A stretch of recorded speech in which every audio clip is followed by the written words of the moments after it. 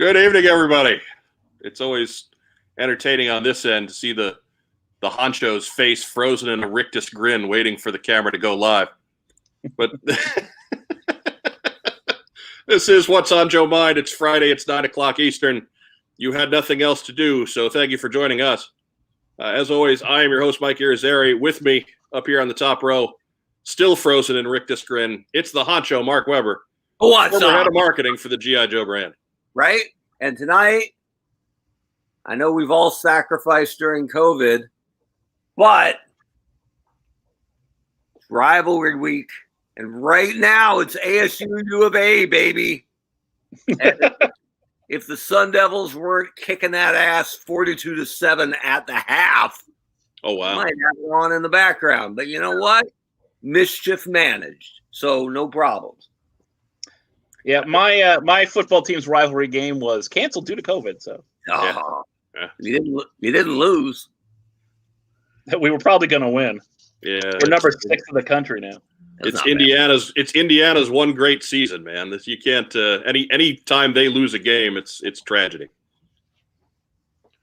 I know Indiana. nothing of this sports stuff you guys are talking about. Yeah, sorry. If you can hang in pro wrestling a little bit, that's probably more the concern. There's no But, sports on the rundown. Down below the honcho there is Racktime Rob, filling in for Joe Colton tonight. Hello. Joe Colton is off again, despite being the one person people want to see in our live stream. She is off because it's her birthday. Fair enough. So happy birthday to Joe Colton. We know you're probably not going to watch the show and hear that, so whatever. 49 today. She is somewhere between 26 and 73, somewhere Somewhere in there. in there. I promise a toe-free appearance. Good. And of course, our very special guest in bottom left, that is Scott Zillner of ToyWizards.com. Hello. Crowd. Scott, how are you? I'm doing great. Thank you for having me on today. It is no trouble, my friend, no trouble. Enjoyed your work at Toy Wizards for some time now. Glad we finally got you in because it was a couple months ago. I was talking to Mark Belomo, and I was like, Mark, I need a toy site because I was losing track of everything else. I figured I needed to stay at least kind of abreast of everything going on in the industry, and I didn't have one place I could go. I said to Mark, it's like, Mark, where do you go for your toy news? And he said, ToyWizards.com. So there you go. We paid him for that. We actually had to give him $5. Yeah. Oh, wow. Really? Yeah. Wow. That was a paid endorsement. We appreciate it. Excellent. But it's deductible. Yeah. Business expense. That's it. Is that Plugola or Payola? I forget. You guys are the radio guys. You would know. Well, yeah, that's true. That's true. We know all about that business. But anyhow, that's so much for intros. That's a quicker intro segment than we normally do. Usually we're rattling on for 15, 20 minutes because, Honcho's got some story about the kids. Well, we didn't tell them that it was toy-wizards.com for their daily toy news. Well, there you go then. See?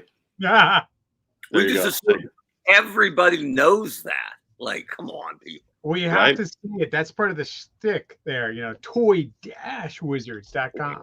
I didn't want to step on your line, man. I was It's all hoping right. you would step in and correct there and be like, no, plebes. Let me tell you, I am Toy-Wizards guru. Well, Listen. Toy Wizards is me and Lauren Stone, and then we have several other friends and partners that also work on it as well. But for the most part, it's me and Lauren. Excellent. And we will come back and get all the specifics on that later on in the program. But first, we got news. Dude. That's in case you haven't seen before. Our cast takes turns being the ticker machine. So that if Mark starts duding uncontrollably, it's okay. He's not having a seizure. Right. Or possibly. I mean, we can't rule it out. True. True, but we're gonna go with no seizure on that one. Fair enough. Knock on table. Right. First one is first news item is another quick review. GalaxyCon is hosting G.I. Joe virtual experiences this weekend. That is tomorrow the 12th and Sunday the 13th. As we have reported for a couple of weeks now, guests will include Michael Bell, B.J. Ward, Mary McDonald Lewis, Bill Ratner, Will Ryan, Francois Chow, Neil Ross, Hank Garrett, Keone Young, Morgan Lofting, Brian Cummings, and Greg Berger. So they are loaded up across 2 days and 2 panels. There is no fee to attend. For more information and autograph pricing, visit galaxycon.com. That's GALAXYCON.com. And That's we have now fulfilled our contractual requirements of our friend Brian Cummings. I mean, we talked about it last week. Other than Arthur, right? And that's pretty much a who's who of Joe voices. Yeah, Zach Hoffman is out.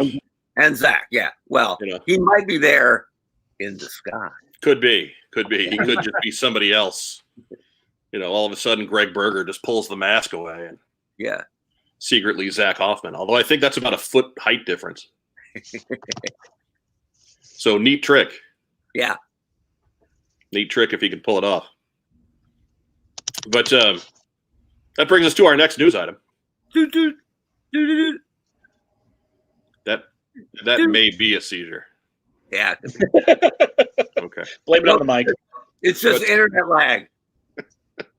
Our second news item was provided by the gentleman who is our guest this evening.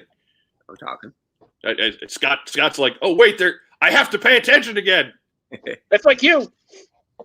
What?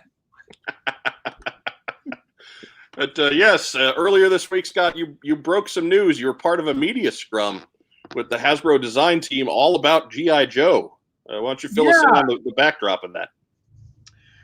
That was really neat. It's something where, Hasbro outreach to Toy Wizards and a couple other media and media people and whatnot, like comicbook.com. Daniel Pickett was there from Action Figure Insider. And I want to say it was a small group of like maybe 10 or 12 people. And basically they kind of did a round table where they just started from one person and went down and then did it a second time. So everybody had like 2 questions. And, we all got to kind of piggyback off of other people's questions. So it was an interesting media event. It was interesting to find out some stuff that we didn't know. And then it was also really good to like put in our questions rather than just like, hey, we're not grabbing at the ether here. We really want to know what is the answer to this? What is the answer to that? And some of the stuff they could tell us and some of the stuff they could be like, not going to talk about that, So that was very interesting. Even what they didn't say gave us some information on what's going to happen further and go further with this line, as it is a new line for Hasbro in effect since they haven't made anything since, the G.I. Joe 50th figures and stuff. So you know that game, don't you, Mark Weber? I've read about it. Yeah, a little bit. Those are some good figures, let me tell you. I assume it was Lenny Panzica? I'm sorry? Who were the Hasbro representatives on? Lenny was there, Ben was there, and Mark Harmon. Yeah. Don't know him, but I know Lenny and Ben, good peeps. He's been on a couple of their live shows for Hasbro Pulse. Okay. I don't have my notes here at my desk because I used them on the video, so they're in the other room. No worries. That's kind of cool. You got two rooms set up for video. Yeah, I used to do videos here in the office, but I moved it to like my arcade room just for more space, and I can make a bigger mess out there and whatnot. So, well, there's toys on the bookshelves as opposed to books. Yeah, but these are all books about toys, so it works out. I mean, I guess, but I can't see down that small. That's no good. Giant robots. I can see giant robots. Yeah, it's a both areas are a really nice back view when you're going to be on something. It's all part of the sprawling Toy Dash Wizards complex. Exactly. Yeah. Until we get that third wing put in, this is what we have to deal with. Right. We know all about it with the maintenance of the chasm like What's on Joe Mine compound. But you go on, Scott. We didn't mean to cut you off there, but tell us. It was a really great experience for several of us to get out questions that we really needed to know, or information that we really felt the fans needed to know. Right off the bat, Lauren hit them hard with what are you guys going to do to make it better? Because we're dying out here. Everyone's hit that issue where you've gone to the store and there's nothing on the shelves. Every time I go to the store, I check the shelves, and 9 times out of 10, there's nothing there, and it's made a lot of collectors very hesitant to even get into it, or some people just to give up completely. They're like, I can't get everything, so I'm just going to quit. And it's like, dude, we're only like 20 figures in the line right now. Like you this is not the time to quit. This is the time to persevere, get what you need, trade with friends, make frenemies to get what stuff you want if you don't already have it. Even I didn't get a Baroness at retail. I could never find one. It was definitely a hard hoop to jump through with that Cobra Island. And that was brought up, like, please don't put us through that again. And they said that, look, with all of the early Wave 1 and Wave 2 and Cobra Island was all on a very minuscule order amount. And it did really, really well. And an example of that is when you go to your Target store and you're looking for G.I. Joe, there's Ghostbusters right next to G.I. Joe. And they're always there because nobody bought the Ghostbusters. Everybody bought G.I. Joes. But going into it, they had no idea. They bid the same order amount, like that's hypothetically, air quotes, for Ghostbusters as G.I. Joe, and Ghostbusters are still there.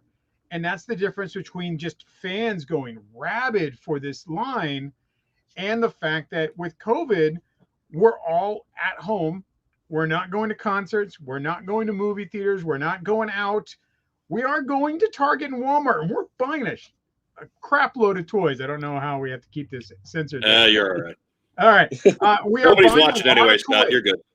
We're buying a lot of toys because we have income that we're not spending on what we normally would spend it on. We're not even going out to eat like we used to.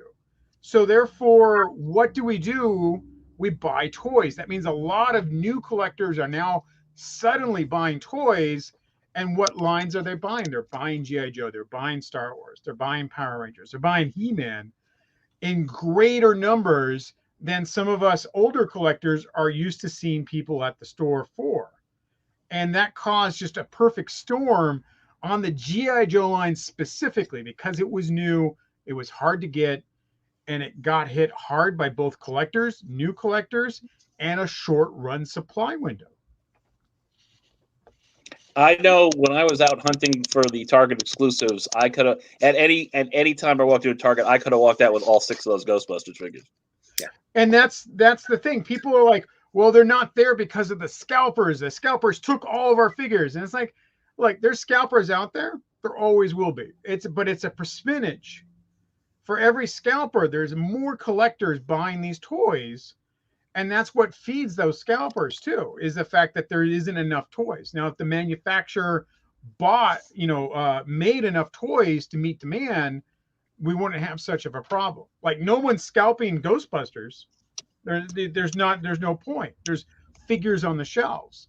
And I think with Firefly and Viper next year and Cobra Island, they learned their lesson and they're going to have more. But on a recent Target run for the Mandalorian, you could take off the helmet and have the little baby Yoda.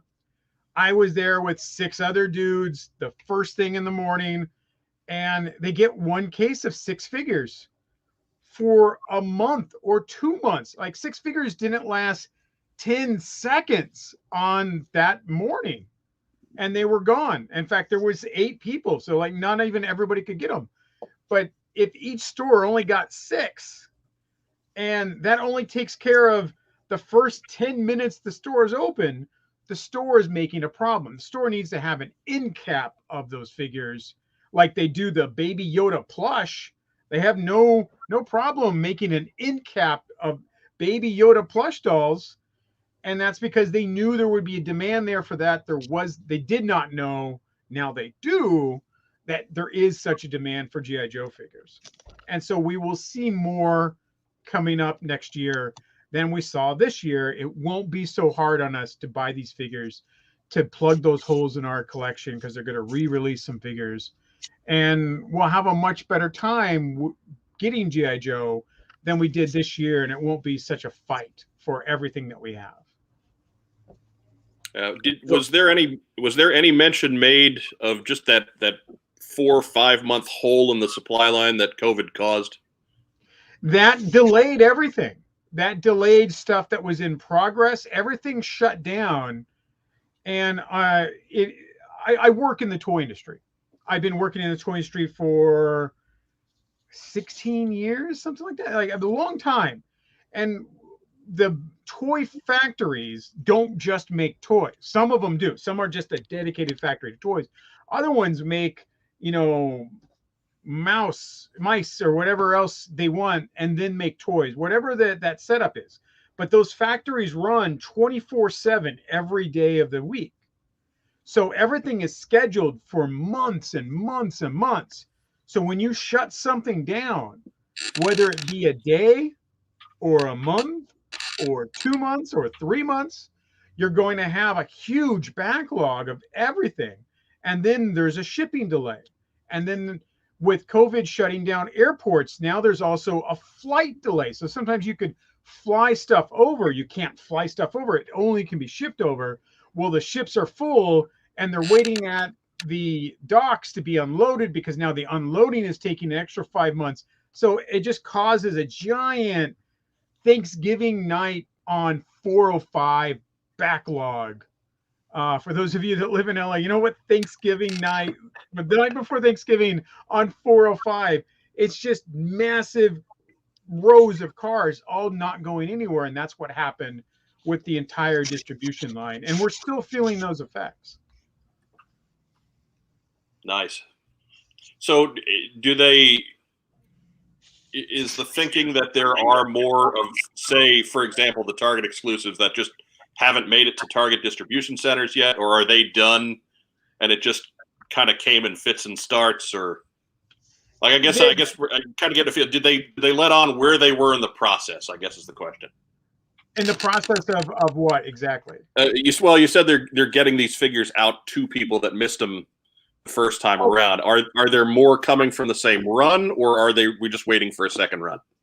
What we're waiting for is, they kind of commented on, like, we're going to go back for some figures that were hard to get, and we're going to make new runs. An example of that was the Roadblock and Scarlet that we got leaked that same day, showing repaints of Roadblock and Scarlet. And so what we're going to see is, what we will see is, I'm sure, Baroness had come up. Are we going to see Baroness again? Yes, you will see Baroness again. So Baroness is going to get made again. We're not going to get that same Cobra Island pack unless Target orders that Cobra Island pack. But what Target's ordered was Vipers and Firefly for next year. We'll just keep getting runs, a different run, but we'll order more now that people want them.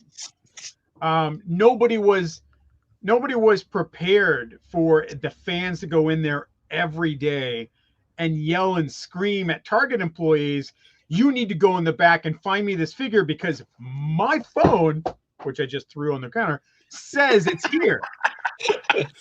Remarkably similar to the Target experience right there.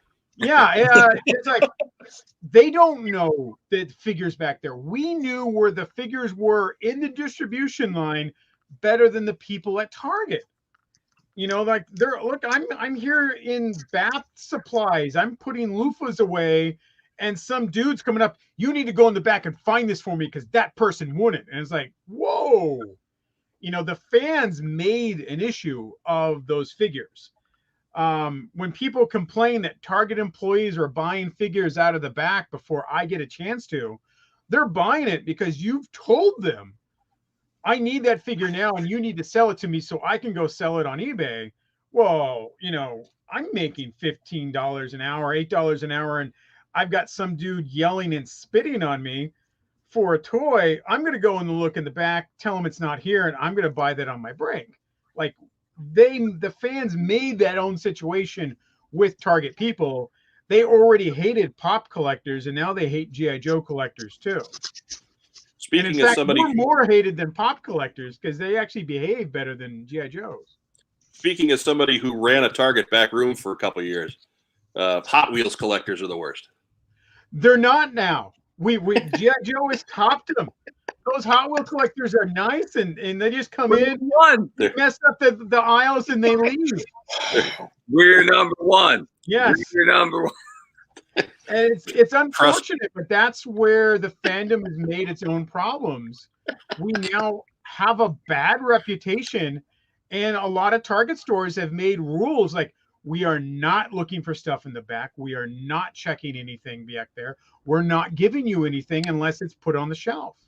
And those rules are now at many stores because one too many people came in there yelling and screaming and demanding that Target person was stealing it from them because they had the right to buy it because the app said it was on there. And it's horrible that's what happened, but that's where the fan excitement ran a little too hot for Target people. It was Joe Mania in an all too literal sense. It was, for me, it was flashbacks back to the 90s of running into the store for Star Wars Power of the Force figures, you know. But at least they made a lot of Power of the Force figures. They were ready for that, you know. If only they could run it more like Ghostbusters. Man, the Ghostbusters are on the shelf, and that's just a matter of two toy lines with a similar order amount and just one being in more demand than the other. You know, it could have worked the other way, but it didn't. Who could have seen that coming? Like, nobody's did. That's the problem. Well, the answer to that, Scott, is that Mark did, and he's trying to brag. He's trying to humble brag up there. Trying to Barry Horowitz up here. That's right. Pat himself on the back. Mm-hmm. Ghostbusters. I'm telling you, man. So Always ragging on Ghostbusters. The big news was that they do understand there was issues this year, and that they're making an attempt to provide more service to us next year. The 2021 Wave 3 figures are going to come out in bigger numbers. They're going to come out on more retail shops. They're going to be able to be ordered better. And when it comes down to the Target Cobra Island Wave, they're going to be in bigger numbers at Targets. But it's still a Target exclusive. There's still going to be issues. And, you know, we just have to keep doing the hunt. But we have to, for the love of God, be nice to people at Target, please. Right? Walmart, too. Well, they kind of deserve it if they work at Walmart. That's tough, man. That's harsh. That's just the people that Target turned down. About Walmart at this point. No, that's true. That's true. It's just anyways. I'll keep that from digressing off into tales from retail management. But Lord knows nobody wants to buy that book. But another thing that you talked about on your video were that the designers talked about the favorites that they wanted to include in the line. Yeah, and see, so that had come up in a roundtable. Like, we got the four of us here, and it was like, what would you want to see come up in these figures? And it came up like, well, one of the guys like, man, I would really love to do Ripper, but you can't just stop there. And, you know, everyone on the thing was just going, You know, we all want Dreadnoks. You're giving us Zartan. And, you know, well, we want henchmen for that Zartan, and it will happen. But when will it happen within what they have to release, within each wave, within each order system? That gets very complicated. They would like to see Dreadnoks. And then one of the other designers, really Lenny, said that, you know, if we get Dreadnoks, I want to do Road Pig like a power lifter. Like, you know, Bajor, bear guy on the like world's strongest man, like where it's just a massive figure, like 9 inches tall. So you really get scared of that. And we're still having the cinder block hammer. And I'm just like, oh my God, I'm going to die right now on camera because that's such a great idea. But it's not something that's set in stone yet. You know, this is just designers talking about what they would like to do. And that's like talking to a car designer about what he would like to design a car as, and then what the committee makes a car are two different things on different timetables. So I'm sure we will get Dreadnoks at certain point, especially now that they've already given a Zartan, kind of wet our whistle for that. But if it's going to be next year, I don't think so, but you never know. I mean, maybe the discussion of it has shown higher ups that Dreadnoks are hot, and we might get that Ripper and Buzzsaw and Torch next year. I can't see anybody saying no. Like, would you not buy Dreadnoks? No, of course you would. I'd be all over Dreadnoks. Yeah, everybody would. You know, especially the first 3. Yeah. Yeah. And then, I mean, build a figure Road Pig. Ooh, that's good idea. Oh, Hey, Scott. Ooh, a Dreadnought wave with Build-A-Figure Road Pig. There Yeah, you go. hashtag build a figure. Build a boo! Wait, let me check. Okay, we'll allow it. Scott, did any one of them say that they wanted to do new characters? Or yeah, that had also come up. You know, we would like to handle new characters that maybe haven't been made yet in a G.I. Joe toy figure line or in the 6-inch line, or just make up our own characters. But there is a lot of pressure to produce. So, you know, there's so many G.I. Joe figures to produce characters that are already in a waiting list of stuff to do. Certainly, if an opportunity comes up where it fits within the theme, they would give us a new character. But right now, they're really trying to work on the backlog of characters that fans want to see. Top of everyone's list is, of course, Recondo. Wow. The Recondo had came up mostly because it was one of the designer's favorite G.I. Joes. And I liked it because, you know, Recondo had the mustache. So, He has the mustache. And he's got the cool hat. yeah.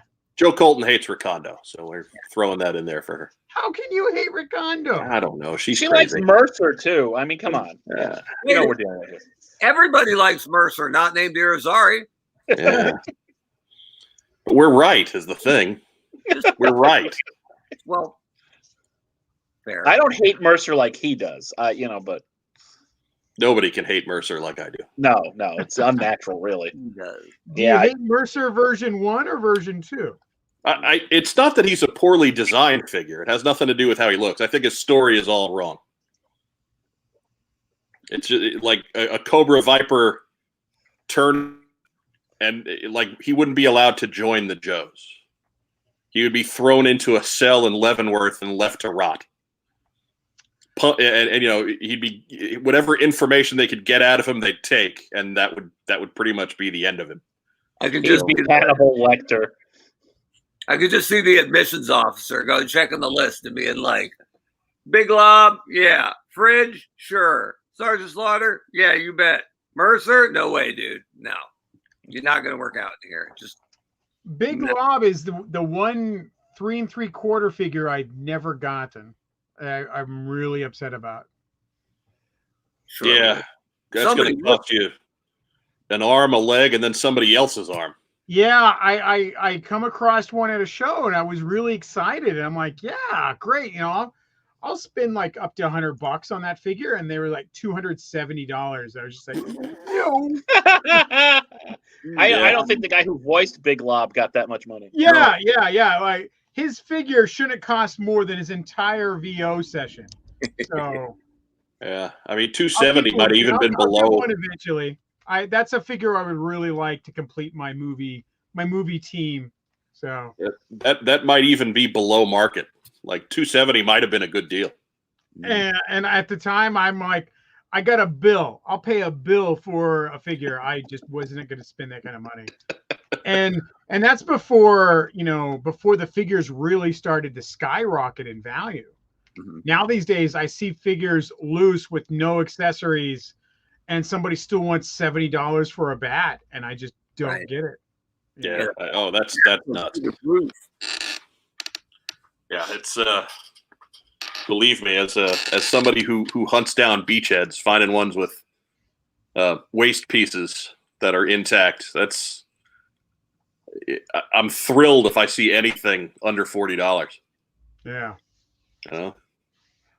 As it is, I got one. We highlighted it on the show last week. It's over there somewhere, and it was priced like it had been before things went crazy. Right. Single tier came down, and couldn't hardly control myself. This is the one with the pull string in the back that goes, "I'm a rough and tough Ranger from Alabama." We're doing more show-in jokes there, Scott. I apologize. Yeah. It's all good. So, your video, you also talked about 90s characters. Well, that had come up because, like, will we see 90s characters come in or mixed in, or you could do it chronological? And they're like, no, we've already put a 90s character in. The Arctic Storm Shadow is the 90s Ninja Force Storm Shadow. So, depending on how it fits to fit a figure into a wave, depending on what kind of like little submissions they're kind of giving waves, we can see 90s characters mixed in with what we've already gotten. And it just depends on if it's a good figure for the wave, and if whether or not they're going to have that wave be mission centric. Is it going to be a jungle wave? Is it going to be a desert wave? Are we going to do these little mini missions? And that means the loadout for characters, their costumes, and whatever it needs to be to tell a little bit of a story within something. They will do that. And they're not going to just give us 1982 and then 1983 and then 1984. It's going to be a rolling for Yahtzee and see what comes out. So we'll get a good mix of figures throughout every time they want to give us something. So wave 4, we're confirming Short Fuse and Rampart. If there's a bombing mission, you need Downtown Rampart and Short Fuse. There you go. You can do it. We're all set. It's Silver Pads Grand Slam. Chuckle. The mass destruction wave. Yeah, so you really don't know. They can't tell us anything that hasn't come out yet. So even when I tried to trick them into revealing everything for wave 3 and said, well, we got, this figure, Major Blood and Barbecue. Is that wave 3? And he's like, well, I can't comment on Major Blood and Barbecue. I can't comment on anything we haven't released, So I kind of snuck it in, but then again, it's kind of that sell sheet's been out there for quite some time that those are other figures we're going to get for wave 3. And wave 3 is broken up now because of COVID and no Snake Eyes movie. They were having to move some pieces around, which is why we've gotten figures number-wise suddenly just went, it jumped numbers here and there and back and forth. And that's where they've been having to juggle stuff to fit into their distribution timelines. Well, that confirms one of our long-standing theories, which is exactly that. It's that the movie getting pushed out has just played hell with the logistics of everything. The movie getting pushed out, and then the COVID causing delays, that just messed everything up for everybody, not just in the toy world, but for G.I. Joes. Stuff is delayed. Stuff didn't get shipped on the right time. Stuff didn't get to stores on the right time. And they didn't get the full assortments because they were missing figures that they wanted to interact with the Snake Eyes movie. And so that's all being pushed back. So we're getting some fillers. And in that case is repaints of Scarlet and Roadblock. Those are filler figures because normally that Wave 3 would have probably came with some Storm Shadow figures and Snake Eyes. Did they mention if they have a plan for the next time the movie gets pushed out? They're ready for a movie push. You know, that's what they're holding, those cards, and they're holding those figures. And you know, they said there's, you know, go to the IMDb when we asked what other figures are we going to get for the Snake Eyes movie. They're like, you know, you can see what we have to work with. There's some nice figures there, you know, so we're going to get more than just Snake Eyes and Storm Shadow for both classified and I think a 4-inch figures as well. And we've said it here pretty clearly that they, by and large, did a pretty good job of filling a movie-sized hole in their year-long plan. And I don't, because that's so 30,000 feet and yet under the radar, I don't think Hasbro's gotten near enough credit for how well they stretched and kind of taped together a year-long lineup that didn't get the movie they were supposed to on time. Well, you know, but then again, look at Hasbro and how many figures they're throwing at us every month. Waves of figures used to be like in G.I. Joe, they lasted an entire year. Mm-hmm. And that year meant the new year plus all of last year was still on sale until the next year. Now a wave comes in and you've got a 1 month, 2 months, 3 months at the most, and they're gone. It's completely off the table and onto something new. And that's what retail likes. That's what Target and Walmart like. They like a rush of new product every three months. And therefore, if they only get one case in that 3 months, that's all you're going to get for 90 days. One case of 6 figures, you'll be fine. And here's 6 new figures, and you know, and here's 6 more figures, and they have everything scheduled on top of each other now, where within Transformers, Power Rangers, G.I. Joe, and My Little Pony, there's a new figure every day somewhere, you know. Every week Hasbro's been releasing something new. So it's been real difficult for some of us to keep up. So, and then real quick before we move on to what's next, how about the retro card line? You know, they were actually very excited about the retro card line. I was excited that they called it the retro card line. I've been calling it the retro packaging line because vehicles aren't carded yet. You know, we can see a Fang on a card at some point, I'm sure.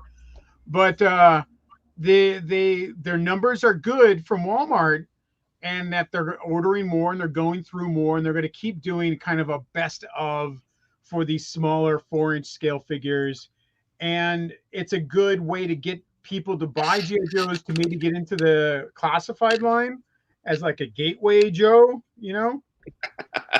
And then, you know, really just the answer comes up again that, well, Walmart is a horrible place for that because nobody can buy anything. And, you know, they again, it's up to that distribution. The distribution system within Walmart is so bad that when you pre-order a figure, it's going to be at your local Walmart before they ever get your pre-order in. Like before they ship your pre-order, they ship them to stores, and then they sell out at stores to give you any for their pre-orders. They don't even understand how that works. Walmart has a lot of bad ways to do it, but they order the most toys. They are the king of toys. They have more Walmarts and more stores, and they order more toys than Target. And what's beyond Target, you have Big Bad, Entertainment Earth, Walgreens. Walgreens is a major thing because they carry some toys, but if you're going to get one case of G.I. Joes, you have a better time finding them at Walgreens than you do at Targets. And there's a Silver Centurion, which is one of the best Iron Man figures they've come out with in a long time. It's a Walgreens exclusive. And I've seen Walgreens get case after case after case of those figures. So how can that be constantly stocked at Walgreens, but we can't stock Cobra Commanders or Red Ninjas in Walgreens? Is a supply and demand issue. So, and is there anything that we missed that we haven't covered from that media scrum there? Oh, I'm sure there is a lot. I did see. We got a comment. We do have a comment from Matt Rubin, and I know you addressed this in the video. If you want to go over it again, it said, "Wait, isn't the Wave 3 Zartan the Trooper and Scarlet and Roadblock?" It says, "Are they not considering Scarlet and Roadblock part of the Wave?" I know you talked about what they consider Wave 3 in your video. What they consider Wave 3 is the Zartan, is Cobra Trooper reissue, Lady J, Flint, Firefly, and Viper, and then what they didn't confirm was Major Blood and Barbecue. Within those case packs, we are going to get the repainted versions of Scarlet and Roadblock. Those we can already see on Big Bad Toy Store, where they thought they were just going to get Wave 1 figures. Instead, they're getting Wave 1 repaints. And that was a decision that somebody made based on customer feedback that they don't like. We didn't like the Operation Blackout colors. You know, the video game colors didn't work for us. It really just, why does he have one gold knee pad? Like, this just bugs me. So they painted that stuff dark, and we're going, all right, yeah, that's not bad. I'll go ahead and the Roadblock repaint is significantly better. The Scarlet one is whatever. The Scarlet one is, you know, you're working with what you can as a palette swap, but the Roadblock is day and night on what we want from a figure, and they've caught on to that. They were like, oh, hey, they like this, they hate that, and we're going to see that from now on, a subtle shift of palette color from the bright over into the more darker, into the more realistic, with the neoclassic designs. And that's what we want. So that's what they're going to make for us. But the time to switch into that gear, it was a little slow off the first Wave 1, and Wave 2 will always be a little off compared to what we're going to get from Wave 3 and Wave 4 and Wave 5. I noticed, like with the orders for Flint and Lady J, the other figure that's the pack in is Cobra Commander. Was there like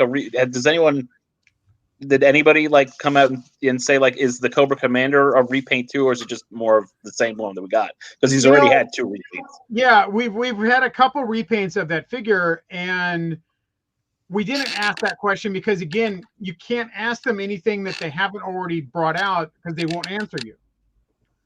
So that's kind of an issue. We even showed them. I brought it up.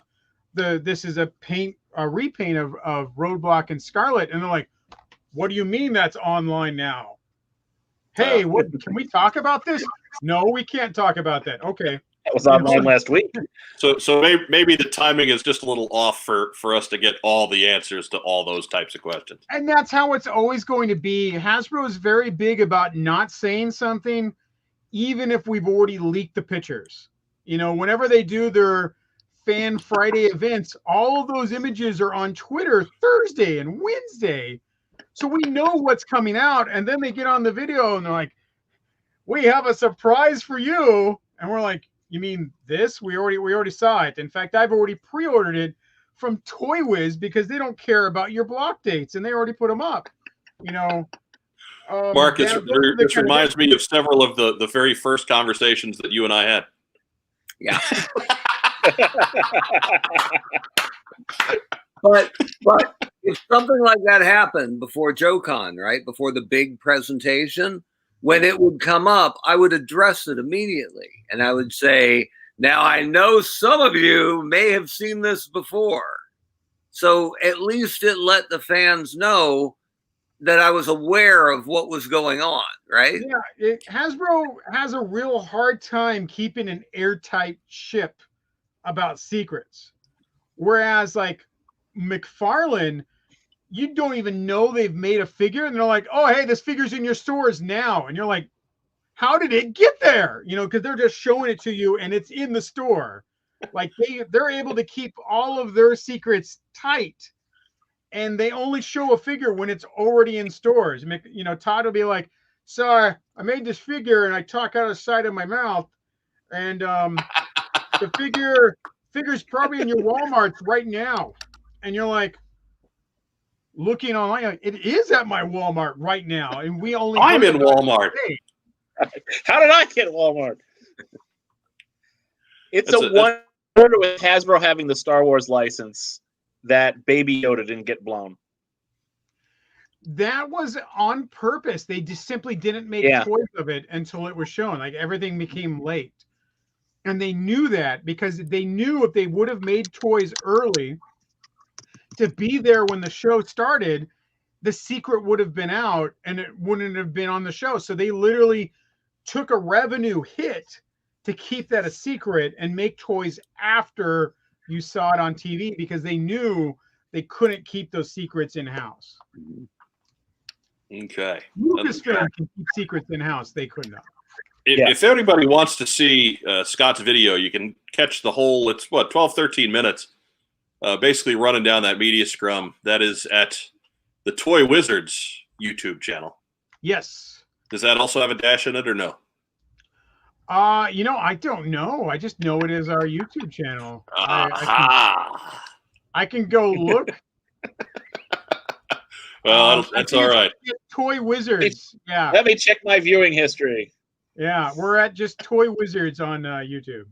For God's sake, Rob, don't check your viewing history on the show. Oh no, a 2.6. Good Lord, how'd that get there?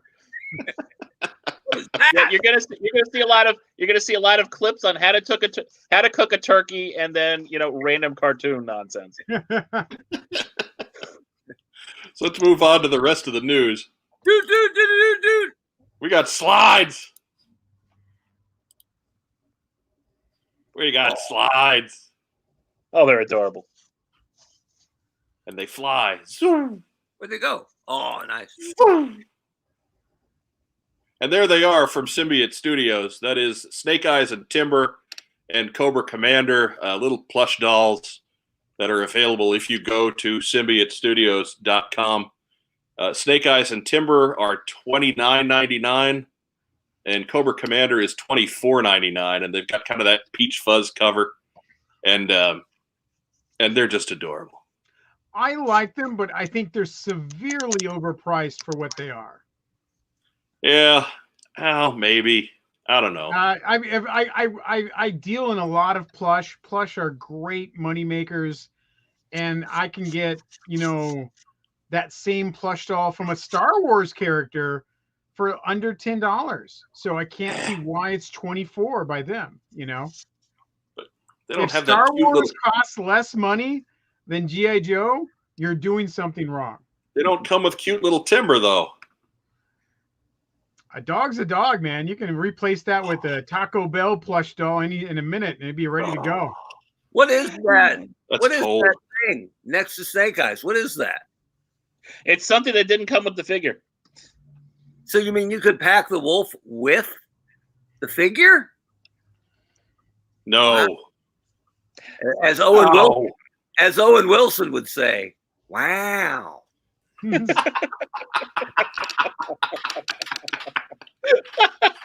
That's not bad. I can only use it once, though. So, yeah. But anyways, those are out there for you. Again, you can grab those at symbiotestudios.com. Snake Eyes and Timber come as a set. Cobra Commander's all by his lonesome. Just the cutest little counter-terrorist and terrorist you'd ever could have. They're about a foot tall. Everybody likes these, at least the look, right? Except Bobby Valla. That's right. He hates the grenades on Snake Eyes. He's like, those grenades are not militarily accurate. Well. Oh, but look at Timber. Look at that punum.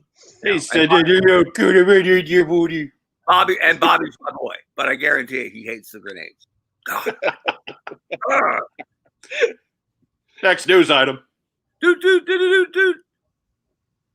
3-0 released images of its new 1/6 scale Storm Shadow figure, and this is their promo image. They actually have a full 360 spinaroonie thing up on their website. It is 30 spelled out TREEZEROHK.com. And you can get a much better look at it there. But that is not a statue, folks. That is an action figure. And I've been very familiar with 3.0 over the years, especially when they were doing with 3A with Ashley Wood. Their 12-inch figures are very nice. These will be highly detailed, highly accurate to the accessories, and the paint jobs are going to be fantastic. Retail price on these is about $150. Snake Eyes was offered through Hasbro Pulse, so I can imagine Storm Shadow being offered through Hasbro Pulse as well. And we might even see that next week. Yeah. Again, the preview is up on 3.0's website, so who knows? But we'll certainly learn more about it as it goes on. But anyways, go check that out if you're into high-end collectibles for your favorite characters. This certainly looks like it is worth your time, your effort, and your money. Finally, Mark Weber, what do you say about that chest cut? Finally, we got rid of that brutal elbow cut. I mean, clearly that's what everybody's problem with action figures is the lines on the elbows. Totally ruins the aesthetic, right? I've never been happy with those ankle cuts. Oh, look at this. This guy looks fantastic. And yeah, for $150, you should. But yeah, dude, he is killing it. So got no problems, got no issues with this one. Even though I don't really collect at that scale, man, that's the kind of figure that makes you rethink your life decisions from a collecting standpoint, right? You're like, I don't do 12-inch. Ooh. Right. The only 12-inch G.I. Joes that I have are Snake Eyes figures, and I have the Sideshow collectibles and the 1000 Toys Snake Eyes. So I've already pre-ordered the 3.0 Snake Eyes, but I will pick up Storm Shadow in this case because I like that style design so much. I'm going to go ahead and partner it up with the Snake Eyes that I've already pre-ordered. Now you got some salt to go with the pepper, baby. Yeah. So good.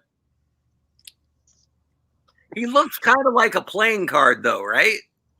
In the pose. Totally a suicide king, right? Now I can't stop seeing it. Or Deadpool, right? Deadpool would be like, no problem. Let me pull this sword out. Hey, look, free sword. Yeah. But he'd also probably be upside down or something. So right. Anyways, so yeah, that's 30hk.com if you want to check out the full 360 take on the new Storm Shadow figure.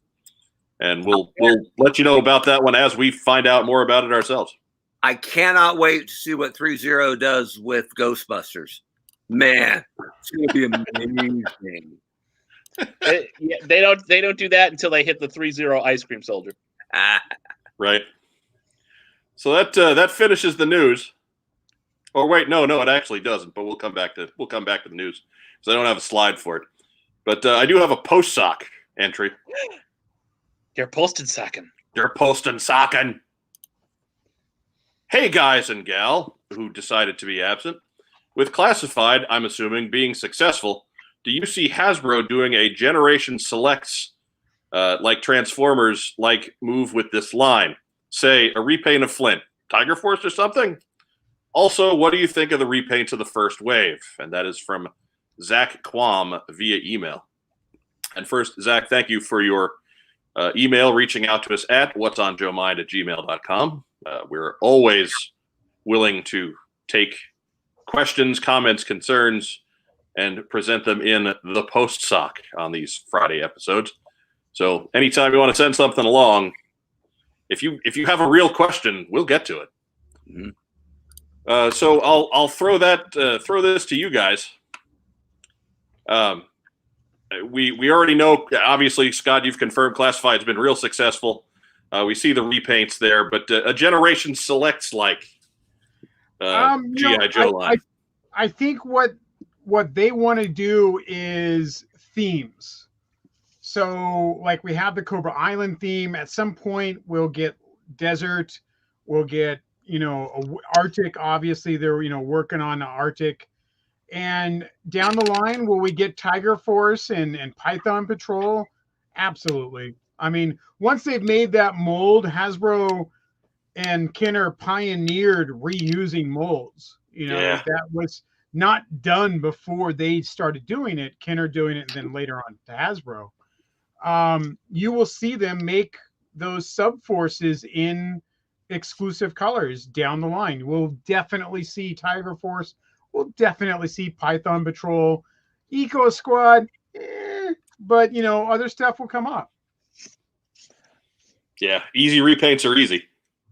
Repaints are very easy, and it's thought of in the design process.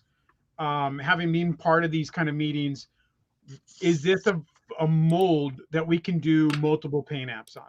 That's one of the things that comes out in the design process. I've been part of it. And yeah, you have to be able, when you pitch something, you got to be able to go, and we can paint it 5 ways to Wednesday like this, easy. And that's what gets something made, is whether or not they can continue to use those mold parts. If you're going to say, hey, I want to make a brand new mold and we're going to use it on one guy one time, and they'll be like, nope, get out of here. Yeah, we had the discussion when Destro was revealed as part of Wave 1 for Classified. We all laid down our money that, well, we know that the Profit Director version is what they wound up calling it, but we know he's coming, because otherwise they're not going to make all the parts for Destro without. Well, you're looking at a lot of the Destro parts. Some of the parts were easily hot swappable for other stuff. The main body, you can make that onto another dude. You can take the collar off. You don't have to have the armor gauntlets on there. You can change some of that stuff out and use body parts for other figures. Were they going to make multiple Destros? Yeah, of course they were. We know it. And we still don't have a regular Goldhead Iron Grenadiers Destro, and we can still fool around with the Destro outfits to make different Destros. I would love to see him in one of that big Arctic coat. I just love that coat, Destro. It's great. I want the Sunbow Arctic versions of everybody. The same uniform with that tan coat. I would buy a lot of, like when you Frankenstein your Joes, I bought a lot of snow jobs to just switch out heads so I could have dudes in Arctic uniforms and whatnot. So I liked it better with that Arctic Snake Eyes that they did back in 25th. Yeah, I liked it better with that. Yeah, it was good. It was good. It was what people want. It's kind of something they played around with, a little bit with Pursuit of Cobra. You had a Desert Snake Eyes, you had a Jungle Duke, Sure. You can definitely see that going down the line. Any figure that we see get made, just try to think, how can they make a different version of that? And that's something we will see. And just one last little news item. Popped up just yesterday, but Paramount head Bob Backish said they are not interested in simultaneous streaming and theater releases for their major 2021 movies. According to a conference transcript on seekingalpha.com, G.I. Joe Origin Snake Eyes was mentioned in a group with Top Gun Maverick, A Quiet Place 2, and Mission Impossible 7 as franchise films, and that's their quote. And while Paramount may move some films to simultaneous releases, they are committed to providing a fully immersive theater experience to these movies at this time. And they specifically pulled up Top Gun for, you don't want to be watching that on your phone. You want to see that in a theater with surround sound and jet engines making your fillings rattle. Top Gun was directed by the same director that did Tron Legacy. Same director, Joe Dravinsky. I'm a big Tron fan, so that was great news for me. I was about to say, are you passing judgment on Tron? No one better pass judgment on Tron. Uh-oh. I will de-res you. Right? So nobody be surprised when Sark shoots down Maverick right at the end, right? We're going to remove Rob because gonna stick up for our guest. That's tough. Tough love. I warned him. I warned him. He's gonna come out of the other room and throw something at me.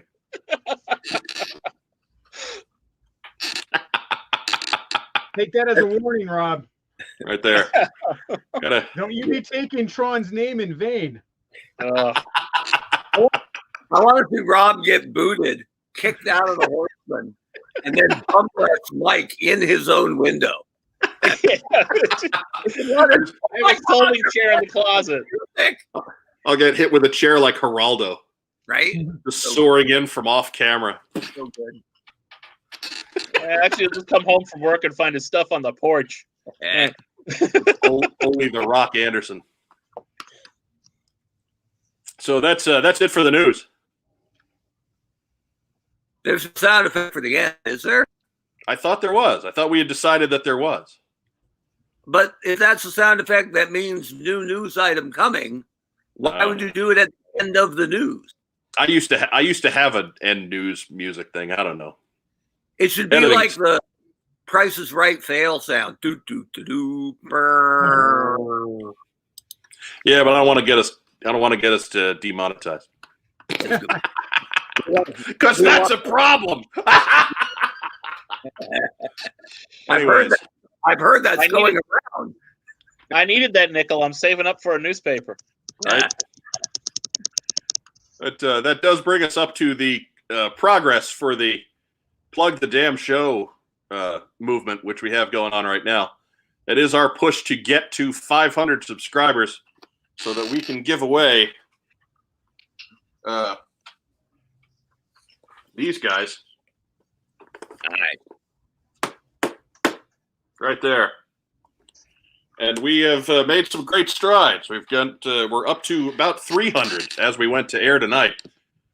So that's a pretty big jump from last week, and we appreciate everybody who has signed on. By all means, please join your friends, subscribe, hit that little button down below, hit the like button, make comments, get us in the circulation.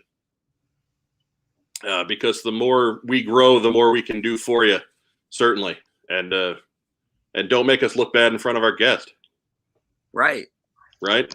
I mean, his channel's well into 4 digits by now. We don't want to look crappy to him, do we? Like, subscribe, follow, send us creepy fanboy messages from Losertown, all of it. That's right. We need your help. Just share us wherever your social media may take you.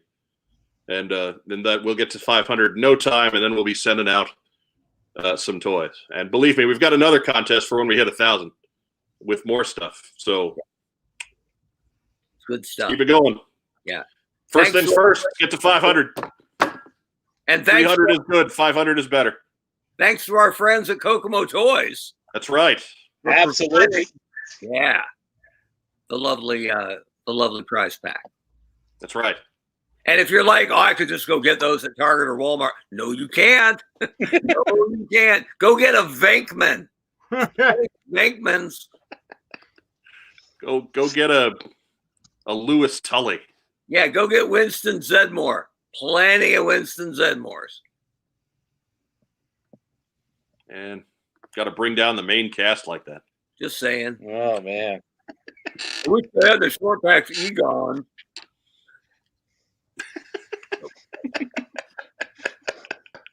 And I like Ghostbusters. Everybody likes Ghostbusters. My God. I like the cartoon. What have we done? Yeah, the real Ghostbusters cartoon, not the Filmation.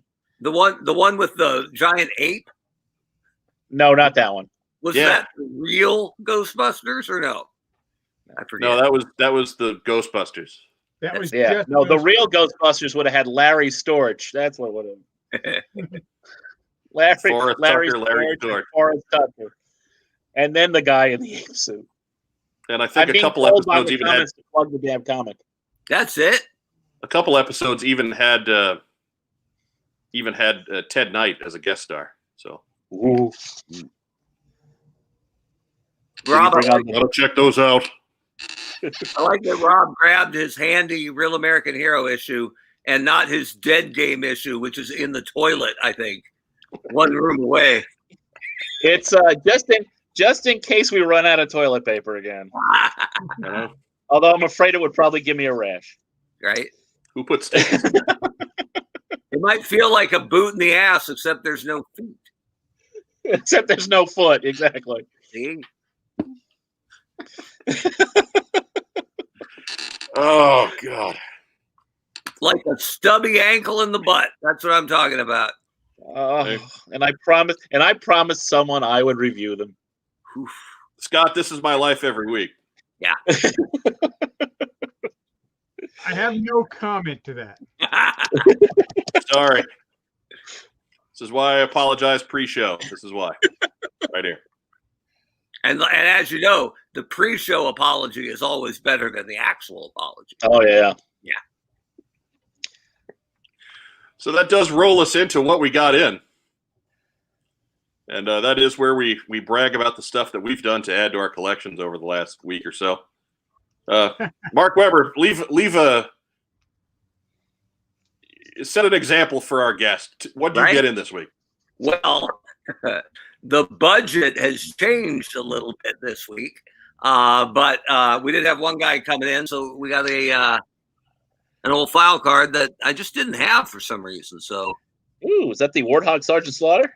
Yeah, and check it out. Mine came with extra tape. Got like that. There you go. And that was clearly stated in the auction, and maybe that's why it went for lower than you'd expect. So now I got to figure out if I want to actually try to get that tape off or just leave it be. No, That's you vintage will never tape. get that tape off. It's caked in on there. You can see the yellowing from the time. That would just damage it. Sounds good. That's official 1988 tape, Mark. You can't do nothing with that. Yeah. Good stuff. I That's figured collector tape. I might peel it off and put it on Thunder's file card because that's kind of my thing. But we'll leave it. I will trim it down though, because it's not bad. At least it's not overcut. No, yeah. I liked my cards trimmed, maybe just a hair of black, off the gray. But I liked mine trimmed pretty nicely. And this little notch here was always the pain, right? Oh yeah. Yeah, I still can't do that. Oh man. There's any number of ways I can go to make this not family friendly. Yes. Anyways, to fill you in, Scott, Mark at one point in his life had subbed a Sergeant Slaughter crotch onto his Thunder and had no idea that he had done so for many years. I forgot about it. And Thunder was one of my favorite Joes and Slaughter was meh. And then years later, I'm digging out that Thunder figure. And immediately you can tell something's off because he's got a bright white belt. And I'm like, what is going on with Thunder? And I figured it out pretty quick, but I have no memory of making that decision as a kid. But I could totally see if Thunder broke, if he went all beachhead on me, I might have been like, you know what? Who's got black pants? Slaughter. All right. I think that was one of the main things that made G.I. Joe a better toy line than Star Wars, beyond the articulation, but was the fact that if you broke them, you could Frankenstein them, you could create your own Joe with other parts. Mm-hmm. And that lived with a lot of us that grew up with these toys, is that we would Frankenstein our figures quite often to make our own dudes the way we wanted them to be, or even make our own new characters. And that stayed with a lot of us for a long time with these toys.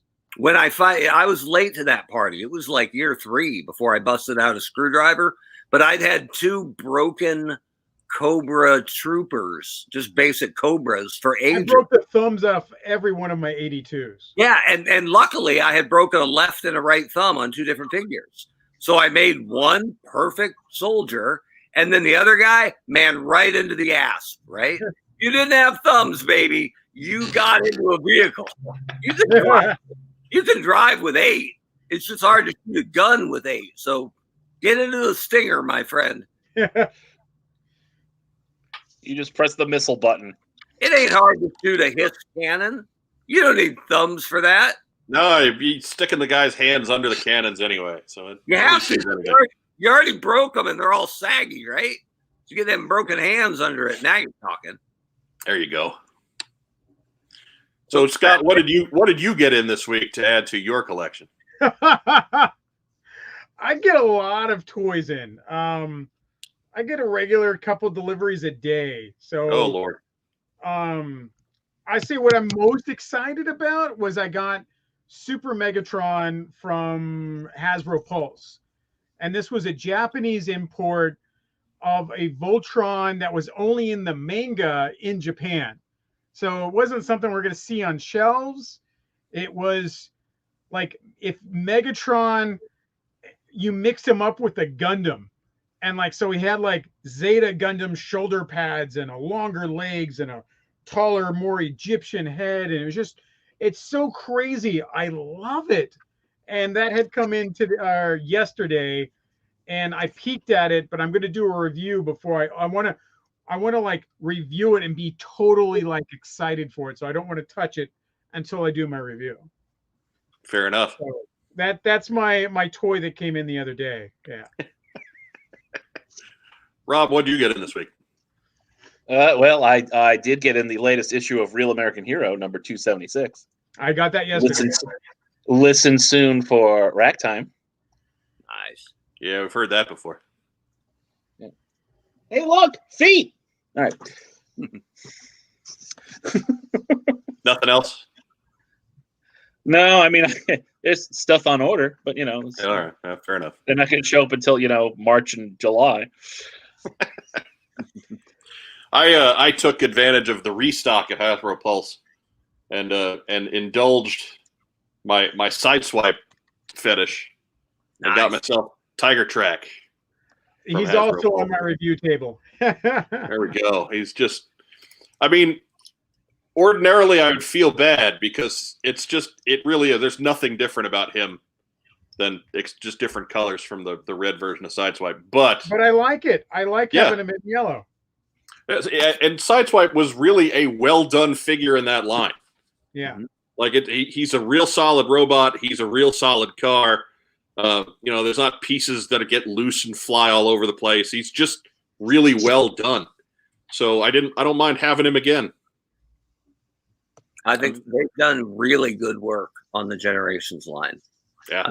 I don't kill everything that I left behind. I thought Siege was outstanding, and Earthrise was okay, but had big shoes to fill. But I love what they're doing. The images they showed of the new Huffer, dude, like Huffer's probably my favorite figure out of that new line. It really looks fantastic. I'm so in. So I'm very, very proud of the Transformers team. Good work, boys and girls. So yeah, I mean, I didn't think I would ever look at a Huffer figure and be excited about it, but Huffer looks pretty darn good. I always liked Huffer, and I thought he got kind of a short stick there, being such a mini con with the other figures. But this one's a bit bigger, and he can haul the trailer. I'm all in for it, man. It looks great. Yeah. A lot of those mini-con figures, they really hyped up the characters in the comic. Then you get the toy, and it's like, oh, this is a hunk of crap. Right. Oh, look, it broke already. We were kids, it didn't matter. It didn't matter. Yeah. That was a Transformer we could put in our pocket and go to school, and we wouldn't get in trouble for having them. So. And if it was Brawn, both of what you said is right. You could put him in your pocket and go to school, and he'd break. Yeah. Poor Jimmy. Braun broke in like 4 minutes? If he got to the end of the day, I'm stunned. That little silver arm, pop, gone. We just had this little green door. We just swung him forward. Now that became his new arm. Right. It basically became a T-Rex. Right. The green doors were longer than his actual arms that they gave him. Yeah. That's true. Yeah, so it's so much better on the cartoon. Really, I dug Braun story-wise though, because on his card it said "strongest of the Autobots." I'm like, that's awesome, because he's like 3. And then he's like, but he had those pathetic arms. He was like, if I can reach it, I can lift it. He's wrestling with Smurfs. Your little plastic Smurfs. You just going. Come over here. That's kind of G1 in a nutshell, though. Yeah. Yeah. They looked awesome on the cartoon, and then you get the toy and be like, yeah, kind of look at it sideways. Yeah, some of them, like some incredible. Soundwave's a great toy, Oh yeah. right?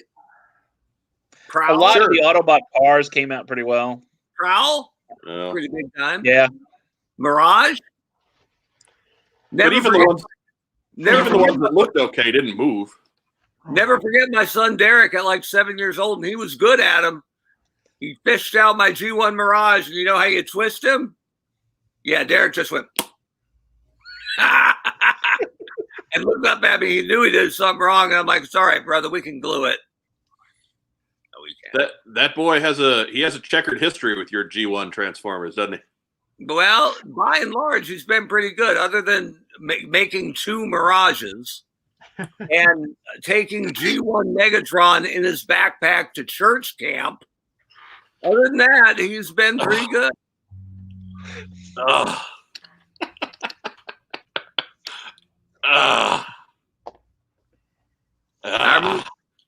Unpacking his backpack, coming home from church camp, and finding the broken pieces of G1 Megatron in the bottom because everything else got packed on top, and thinking, you know what? That's probably the best thing that could have happened. Yeah. He got so bashed in there that he never even bothered to take it out. So, yeah, just give him the old Viking funeral. which one should I Backpack and steal? everything on the fire. Which one should I steal from Dad's collection to take to church camp? I know The one that looks like a heater. that looks like a legit firearm. That's a good choice, Derek. Well played. It's from Man from Uncle. Right? That's not even school. That's church camp. Church camp. You gotta come packing, baby. So that's it for what we got in.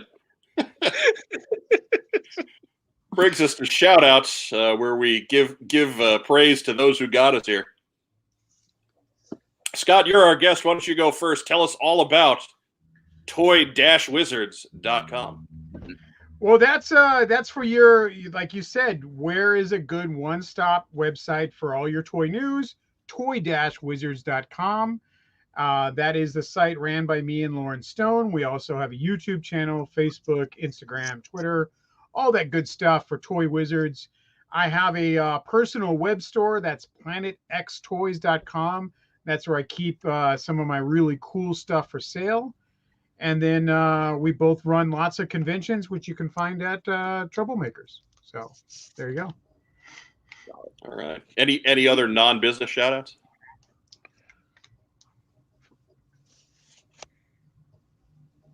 Are you talking to me? Yeah. Friends, family, pen pals. Anything you want to serve as a last will and testament in case no one sees you alive after this recording? Are we talking about Rob again? It could be. Maybe.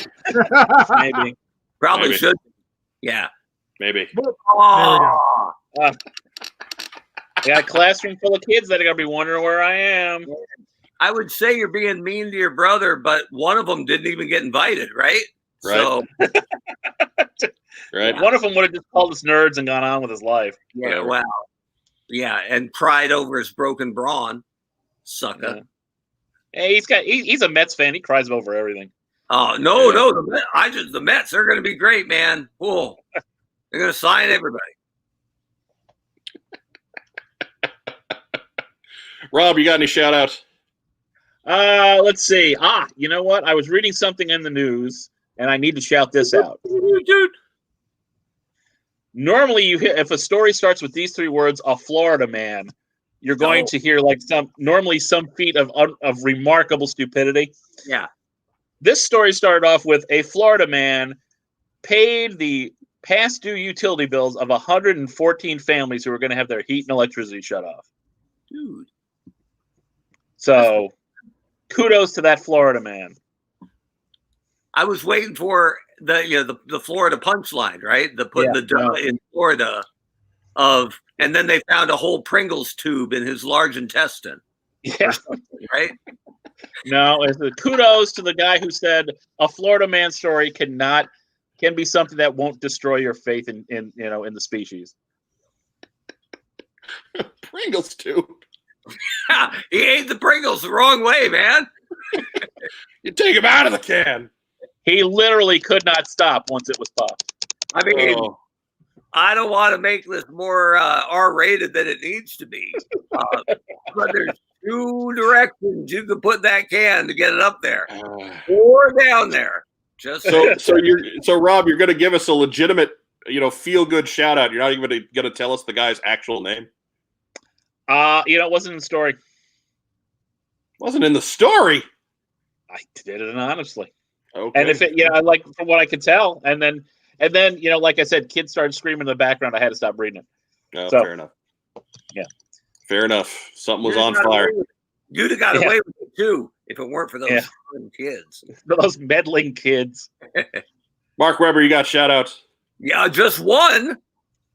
Because a week ago, I was like, they can't fire this guy fast enough, right? Like, I'm tired of this garbage. But now, let me just get this up here real close to the screen here. Holy cow. That's right, baby. The beat is on. So 70 to 7. And look, time left. Or is it over? Oh, it looks like it might be over. Oh, they are well, playing God to forbid. win the game. Yeah, Only exactly. 70. So 42 to 7 at halftime. It's a second half shutout. Put 4 more scores up to put U of A in the toilet where they belong. Give them an 0-5 season. So So your shout out is for Hammer and Herm Edwards? yeah, There you go. for destroying the U of A, the only school whose graduates can't spell their own school. That's a lot of letters. So yeah, There's a Z in there. very happy with my Sunday. Here, I thought it was only I thought it was ASU that was a party school. Well, yeah, we partied a little bit at ASU. That's Well, the weather's always nice. but what we didn't do was go to U of A, an hour south, graduate, move to Phoenix to find civilization, and then tell everybody how great Tucson is for the rest of our lives. That's what's going on in the Valley of the Sun, is a bunch of U of A grads who moved up to get a job, telling all the ASU folks how great the U of A is. Yeah, whatever. Scott, did you go to school? I went go to to several college? schools. I'm not any kind of college guy. I went into graphic arts programs and went straight into the workforce. That's good. I was waiting for you to say Arizona, class of '96 or something. I was just waiting for that to No, happen. I was UC Santa Cruz for graphic arts. That Santa Barbara is the banana slugs, right? My UC Santa Cruz computer classes were in San Jose, so Better. That's they good. had Right. computer labs. All the computer labs for that stuff was in San Jose. All right. Excellent. There was really no wrong answer there. I just wanted to make sure that we were not gravely insulting you. I had no idea what you guys were saying. Really, you're like, It's Mark running. college, and this animal eats this animal, but that animal can eat that animal. I'm just It's like, Mark "Oh, running- guys it's go on Mark with running your his- Pokemon, and when it digivolves, I'll jump back in the conversation." It's Mark running his classic University of Arizona smack. So whatever. Hey, I Yeah. don't do it very often because we're not usually very good at anything. But we put it for the Wildcats tonight. So, yeah, baby. Dig it. Just be glad it's not baseball season, Scott. Right. Oh, yeah. I pay attention to none of those sports. Yeah. Professional wrestling is as close as I get to sports. Well, See, there we go. There we go. We haven't mentioned Terry Gordy in at least a week. Exactly a week, in fact. Bam, bam. Bam Bam Terry Gordy, yes. Yeah, those two. That's where you got those two. Yeah. I've even got Rob watching wrestling lately. See? Rob's a big Sheamus fan. Oh, well, me Be too. blind. He's the only guy whiter and redder than me. Yes. Every time he comes on the screen, I just instinctively shield my eyes and go, ah! The glare. It's like watching a J.J. Abrams movie. It was the only time I ever heard Cena cheered in Philadelphia is when he was ripping Sheamus on the mic and he said, "They're not going to cheer you just because you're made of cream cheese." That's solid. Fantastic. Line. Solid line from John Cena. That is a good line. And he does look like he's made of cream cheese. My shout outs, of course, our sponsor, Kokomo Toys, for providing us with all kinds of promotions and our prizes for the Plug the Damn Show eventual contest. Remember, let's get us up to 500 subscribers, and we'll give away some stuff. Mm-hmm. Give a shout out to Rob filling in for Joe Colton at late notice. Give a shout out to Joe Colton. It's her birthday. Again, she's somewhere between 26 and 73 today. We know exactly where, but we're not going to tell you. To our special guest, Scott Zillner from toy-wizards.com. Thank you guys for having me aboard. Scott, anytime, man. Anytime we can be of service to you, please let us know. We will be there for you. I'm just really great that Toy Wizards got to be involved in that Hasbro discussion and that we were able to get information out to the fans that they really wanted to know, and it's worked out really good. Hasbro used to ask us to stuff, but then we found out the guy who asked us to all that, they let him go, and we put him on the show. So, you know. A lot of that going on. They're afraid of us. The kind of thing that reverberates. But please, everybody, once we're done here, head over to the Toy Wizards YouTube channel. Check out Scott's G.I. Joe video from earlier. Was that Tuesday? Yeah. Let me see. I think I have it up here. December 8th. Yeah. Okay. So, yeah, Tuesday. December 8th. That's the one. So, everybody take that one in. Not real long. 13 minutes or so, and but lots of great information there, and spread the word around on that. There's a lot of just guesswork going on, and that'll put a lot of it to bed. So, you know, one of the questions that we asked was specifically because some guy in one of these forums was like, well, because my earlier G.I. Joe report dealt with Wave 3, and his constant complaint was like, well, Lady J and Flint are actually part of Wave 4, and you got it mistaken as Wave 3. And I'm like, no, it's Wave 3. So then I asked it in the meeting, like, hey, I need to like literally finish an internet fight here. Lady J and Flint are part of Wave 3. And it was literally a question done out of spite, but just to prove I knew what I was talking about to this guy. And then he's like, well, do you have any audio recordings or written proof? Right. You know, just like, I think the fact that I was in a Hasbro meeting with these people and reporting about it is that it's real. And I'm not just trying to win an argument, but I did ask the question to win an argument. So there we go. So It did not come from one of the Hassenfeld brothers himself. it does prove that long-held adage, though. No one wins a fight on the internet. yeah. You don't, but you know, as my position in this realm and talking about these things, I do, for the most part, know what I'm talking about when I write about it, when I write something. If I don't know what I'm talking about, I say it's speculation. This is what my speculation is. This is rumor. This is our rumors right now. And then when we say something that we know, we're like, hey, here's the facts that we have now. This is still, we're going to make some assumptions, but here's the good news for us waiting for these toys, wanting these toys. And, you know, everybody collects different toys and has different wants. And unfortunately, people like me collect all the toys. So it's really hard. I'm kind of disappointed that we didn't get your office there, because you do have an impressive collection of giant robots. You know, I collect G.I. Joes. I collect Star Wars. I collect Japanese robots. I collect arcade machines. I collect cars. I collect all types of stuff.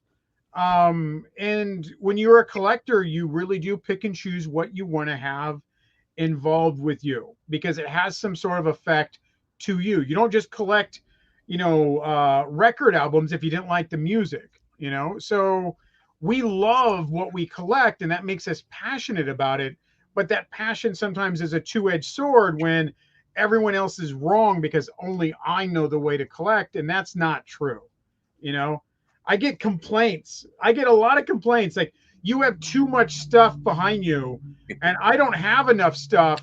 So it They're makes just me jealous. feel bad that you have more toys than I do. And it's like, well, this is what I've been doing exclusively for my entire life. So if you've only started collecting toys since you saw Transformers, when the Michael Bay Transformers, you're not going to have as many Transformers as me, because I've been buying Transformers when they weren't even Transformers. They were Diaclone toys. When Transformers came out, I was pissed off that they screwed us out of having the little dudes with them. Like, what the hell? Well, where's my little dudes? Like, I've been buying these toys and I get a little dude with them. And now Hasbro's screwing me on this. Like, as a kid, that was my problem with Transformers. Why do Dinobots have a cockpit? It makes no sense. I was not expecting that to be today's hot take. Right? I was just looking at your giant robots and remembering opening some of them up on one Christmas Eve at our grandparents' house, and my mom immediately figuring that she would have in the future 2 eyeless children. You know what? And you know what, Rob?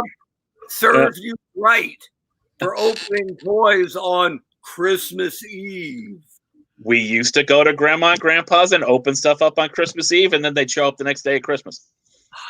Yeah, it was weird.